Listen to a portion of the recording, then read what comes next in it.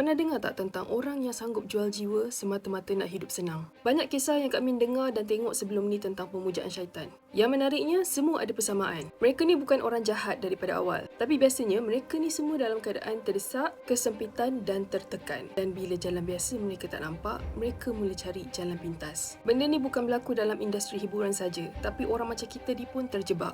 Kebiasaannya, pemujaan ni terbahagi kepada dua. Yang pertama, pemujaan jin. Contohnya seperti Nyi Blorong, Nyi Roro Kidul, hantu laut dan sebagainya. Dan pemujaan sebegini selalunya datang dengan harga, sama ada darah ataupun nyawa. Dan ada yang berlanjutan sehingga 3 keturunan. Yang kedua, pemujaan terhadap Baal. Dalam sejarah, Baal ni dikenali sebagai tuhan palsu ataupun berhala. Dan ia biasanya disembah oleh kaum purba. Dan apa yang diminta bukan sekadar korban, tetapi jiwa si pemuja. Beberapa hari lepas, Kak Min ada nampak satu trailer filem yang akan ditayangkan pada 22 Januari 2026. Tajuknya adalah Pemuja. Yang menariknya kali ini, mereka cuba untuk ketengahkan ritual pemujaan syaitan di dalam sebuah keluarga. Okey, Kak Min share sikit sinopsis yang Kak Min baca. Filem ni mengisahkan tentang pasangan suami isteri Akil dan Kistina serta anak perempuan mereka, Laila. Kistina adalah seorang penulis buku kanak-kanak yang terkenal dan Akil adalah seorang businessman. Dan disebabkan tekanan kewangan serta kehilangan ahli keluarga, mereka akhirnya membuat keputusan untuk berpindah dan menetap di rumah pusaka ayah Kistina. Masalahnya, Kistina ni dia mempunyai masalah depresi yang sangat teruk. Dan sejak berpindah ke rumah itu, Akil ni merasakan yang isterinya ni berubah. Dan satu demi satu insiden seram mula berlaku di dalam rumah itu. Sehinggalah Akil menemui sebuah bilik pemujaan yang menyimpan rahsia besar keluarga ini. Kalau korang tengok trailer, memang jelaslah adanya ritual pemujaan setan dekat dalam rumah tu. Cuma persoalan yang Kak Min sendiri tertanya, apa sebenarnya yang dia puja? Dan apa pula harga yang mereka perlu bayar?